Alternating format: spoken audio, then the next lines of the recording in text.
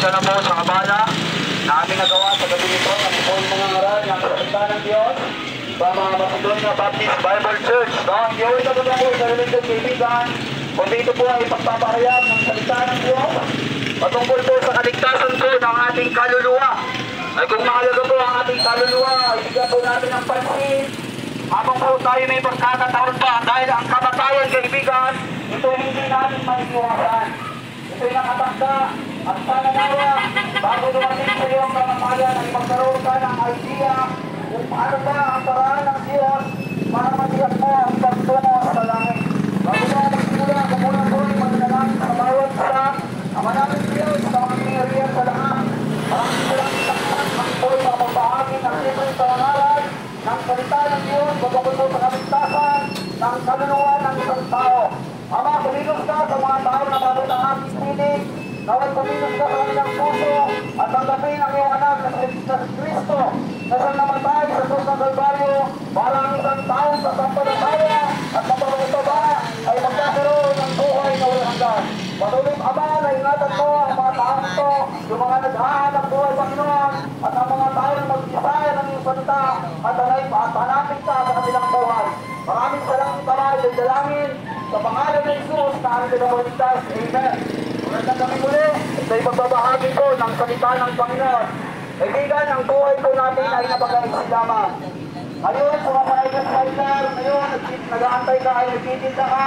Ngayon, nagdadrive ka, pero kaibigan, ang buhay po natin ay hindi natin iwasan na pwede po dumating sa atin ang kamatayan. Dahil ang kamatayan po, hindi nakataksak bawat isa pasante dahil po sa ating mga kasalanan. Dahil sa kasalanan, kaibigan, ikaw at ako, tayo po ay hiraptan ng kamatayan at hindi po natin yan maiiwasan. Ano man po ang kalagayan at sitwasyon sa ating buhay, mahirap ka man, kaibigan, mayaman ka man, kaibigan, may pinag-aralan ka man, kaibigan, ang isang katotohanan na sinasabi ng salita ng Diyos sa harapan ng Diyos, makasalanan ka, makasalanan ako, at tayo po ay hiraptan ng kamatayan. The Bible says in Hebrews 9 verse 27, in as it is appointed unto men once to die, but after it is judgment. At kung paano itinakda sa mga tao ang minsang mamatay, at pagkatapos ito ay ang pagbuhay ng kaibigan. Naisipabot ang salita ng Diyos na tayo po isang dilagdan ng kamatayan sa mundo nito, at tayo po iaharap sa Diyos, at tayo iahatulan, at tayo po iaharap sa ikalawang kamatayan sa apoy po ng impyerno. Ano ba ang ibig sabihin, kaibigan, ng kamatayan? Ang unang kamatayan, kaibigan, ito po, ang unang kamatayan, ito po yung pisikal na kamatayan. Ang ating katawang lupa ay babalik sa alabang. At ang ikalawang kamatayan, kaibigan, ito po sinasabi ng Biblia, ito po yung ako yung hindi namamatay, buod na hindi namamatay. Pag ang kaluluwa ng isang tao ay pumunta dito, siya po ay maghihirap araw at gabi magpakailanman.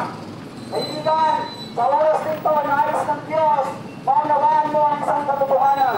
Na nais ng Diyos habang may buhay ka pa, habang may pagkakataon ka pa, na mag-iyak mo ang pagtungo sa langit dahil ang salita ng Diyos ay nagtuturo kung paano natin matiyak ang pagtungo sa buhay na walang hanggan na pagtungo sa langit.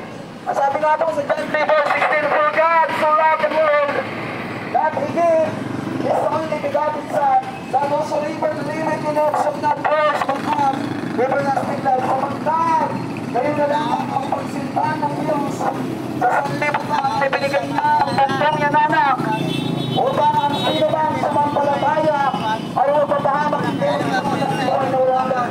Ay binigay ng Diyos ang salita ng Panginoon na ang sino bang sasampalataya ay salita ang magkakaroon ng buhay na walang hanggan. Kaibigan, ang panalahalang ng salita ng Diyos. Hindi sa iliyon, hindi sa iliyon ng kaibigan, ang ikaw ay nakitang langit. Ang sabi ng mga kaibigan, ang paraan po ng Diyos, ito po ay si Kristo. Si Kristo po ang paraan ng Diyos para ikaw na makasalanan ay magkaroon ka ng pagkakataon magpapatiyak mo ang pagtungo sa langit. Ano mo kaibigan, sa buhay natin mahirap po tayo. Hindi lahat ng tao pantay-pantay ang buhay. Ang mahirap kaibigan na mahirap ka na at tumungo pa ang iyong kaluluwa sa paghihirap na walang hanggan, kaibigan. Kaya may salita po ng Diyos, kaibigan, na nais ng Diyos, malaman mo, na mahirap ka man ngayon sa mundo ito. Pero pag tumating sa iyong kapipayan, na nakita mo si Kristo, na tinanggap mo si Kristo sa iyong puso, ang pangako po ng Diyos ay magkaroon ka ng buhay na walang hanggan. Alam mo kaibigan, ang buhay na walang hanggan, hindi mo ito magbuha sa pagsasanik mo sa religiyon. Ang buhay na walang hanggan, hindi mo ito magbuha sa kapatid mong nagawa. Lahat ng ating kaibigan, lahat ng ating pagsisimba, lahat ng yan ay hindi po nakakabot sa Panginoon dahil tayo po yung mga makasalanan. Ang kailangan natin kaibigan, yung ginawa po ni Kristo. At sabi nga po sa Romans 6 verse 23, for the wages of sin is death, but the gift of God is eternal life through Jesus Christ our Lord. Simba tayo ng simba, pero hindi alam natin ba't tayo nagsisimba. Ang pagsisimba kaibigan, ito po'y pagbuburin sa Panginoon ng isang taong totoong mananampalataya sa ating Panginoon. Kaya kaibigan, ang basahin ng salita ng Diyos ay nagpapaalala ko sa iyo. Makasalanan tayo kaibigan, hindi po natin yan mahihiliwasan. Marami tayong nagalang kasalanan kaibigan sa ating kapwa.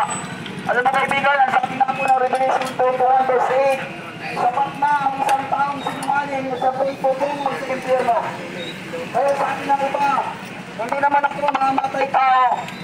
Hindi naman ako nagnanakaw. Hindi ako pupunta sa impyerno. Pero ang ilang kaibigan, sabi ng Biblia at sa lahat ng mga sinungaling ay mayroong kabahagi sa apoy ng impyerno na siyang dalawang kamatayan. Kaya kaibigan, kung kayo ng pagsinungaling na, sabi ng Biblia, hindi kayo pupunta ng impyerno. Pero kaibigan, may salita ng Diyos na nais ipabot sa iyo na may kaligtasan po na kay Kristo lang. Hindi po natin, hindi yan mabibigay ng mundo, kaibigan. Hindi mabibigay ng kapwa ko ng tao ang buhay na walang hanggan. Kundi si Kristo po ang tulong nagbibigay ng buhay na walang hanggan tungo sa langit sa pangakita ng pananampalataya sa iyong puso. Ang maniwala ang kaibigan na si Kristo ay namatay para sa iyo. Na si Kristo ay nagdusa sa krus ng Kalbaryo para sa ating mga pagkakasala. Nagayos ng Diyos, kaibigan, na magtagpo ang pagtagpo sa langit. Hindi po sa pangalan ng reliyon, kundi po sa pangalan ng Diyos sa pangakita po ng ating Panginoong Kristo. Lolo. At awas na kaibigan, nais po natin nais ng Diyos, ipabot sa iyo na walang itong panahal. Paano po tayo pumunta sa buhay na walang hanggan? Dahil ang paraan po kaibigan na kay Kristo po. At sabi na po sa Acts 4:12 at sa kanino makita ay walang paligtasan sapagkat walang isang pangalan na binigay sa silong ng langit sa mga tao na sukat natin ikaligtas.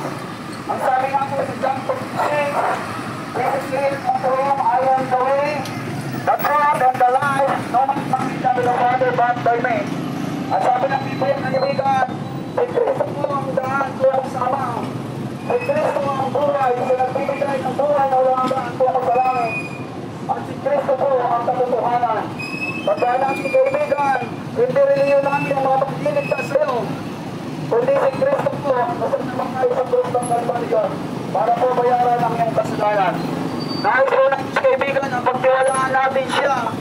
Nais po ng Diyos na tayo po ay manampalataya sa kanyang anak na si Kristo. Si Kristo po ay isang Diyos na nagatawang tao, pinalituran ang langit sa ating mga makasalanan para tayo ay magkaroon ng patiyakan na kaligtasan. Kaibigan, ang nalintang na nag-iintiro ng Biblia, ito po yung sigurado. Hindi ho nawawala ang buhay na walang hanggan. Kaya mga po eternal life, buhay na walang hanggan sa mga sasampalataya sa anak ng Diyos sa pangalan po ni Kristo. Marami ng aral na ang kaligtasan ay nawawala. Ang kaligtasan ay mag-aantay na hanggang sa wakas. Ang kaligtasan po ay nasa ng sasampalatayanan. At ito po ay pag-utang walang hanggan. Nagsabi ng Bible, ito po ay eternal life. Nang sabi lang po, ito po ay pag-isip. Ang sino mang sasampalataya sa anak ng Diyos ay may buhay na walang hanggan. Ngunit ang hindi sasampalataya sa anak ng Diyos ay hindi makakita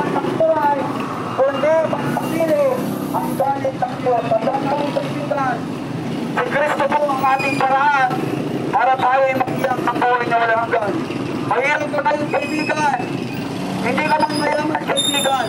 Pero kung matiyag mo ang langit kapag tungo sa langit, kaibigan, yan po ang pinakamagandang buhay na magpapunta ka sa langit.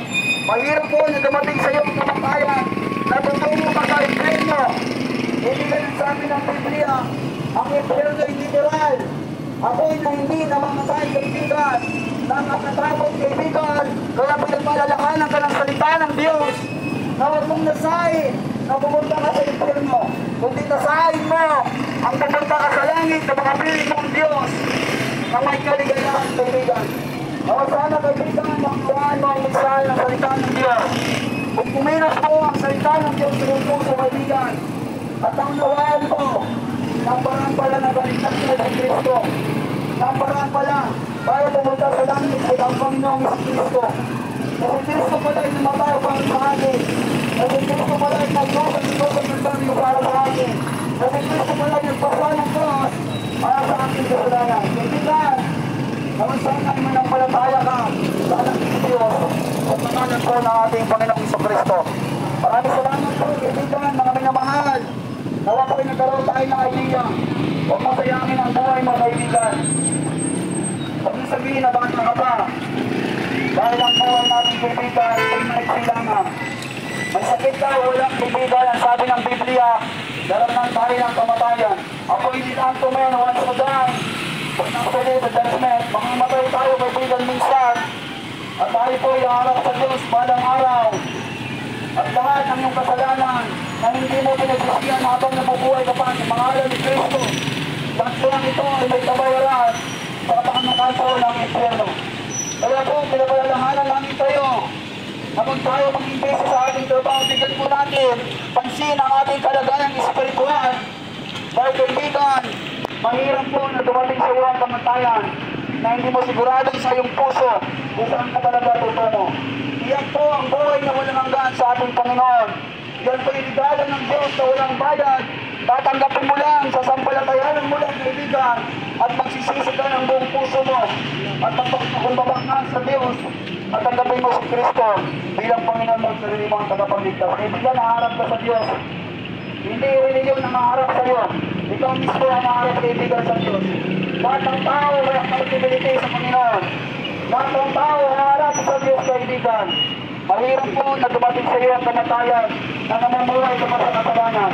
Masarap na dumating sa iyo ang kamatayan na namumuhay ka sa kalooban ng ating Panginoon. Maraming salamat po. Ingatan po tayo ng Diyos. Nawa po ang mensahe ay tumilo sa ating puso. Pag mo sirain ang buhay mo, kaibigan, na hirang mo lang sa Panginoon. Pag mo ipagamit sa mundo, huwag mong sirain sa bisyo na siya nagsisira ng ating katawan. Ang buhay po natin, kaibigan, ang ating katawan, ito po hiram natin sa Diyos na dapat sana ay mahalin natin, alagaan natin, at dapat ang Diyos ang mag-glorify po sa ating buhay. Maraming salamat po, magandang gabi. Maraming salamat, to God be the glory. Ako po'y mananalangin sa bawat isa. Ang manaling Diyos na makapangyarihan sa lahat. Maraming salamat, Ama. Nawa po ay kumilos ka sa kanilang mga puso, Panginoon. Walang matigas sa puso sa isang tao at sa salita ng Diyos na nagkumilos sa isang tao na naisip pakumbaba sa inyong anak na si Kristo. Ama, nawa sana, Panginoon, gamitin mo patuloy ang aming buhay na may pangagi namin ang kaligtasan na kay Kristo. Sa mga tao na sa kadiliman ng kasalanan, nawa sana, Panginoon, sa Ebanghelyo mo at magliwanag ka sa kanilang puso na malaman nila na ang buhay na makasalanan ay may kabayaran sa kamatayan ng impyerno at ang buhay na may kaliwanagan na kay Kristo, ito'y pag-asa para magkaroon ng buhay na walang hanggan sa langit. Maraming salamat, Ama. Ingatan mo po ang mga bawat isa ang may mga tabigan ng Panginoon. Nawabuyan natin kanila sa iyong puso. Nawa, Panginoon, manapin kanila na makita nila ang totoong salita ng Diyos na nagbibigay ng buhay na walang hanggan sa mga taong walang pag-asa. Buhay na sila na ang Diyos lamang po ang makapag-aayos. Maraming salamat sa Diyos sa mga pagbabago sa aming buhay. At maraming salamat, Panginoon, na napakadakila mo sa isang tao hanggang magsisisi sa iyong pangalan sa iyong anak na si Kristo. Maraming salamat, Ama, itong aking dalangin. Sa pangalan ni Jesus na ating kapagligtas. Amen. Maraming salamat. Magandang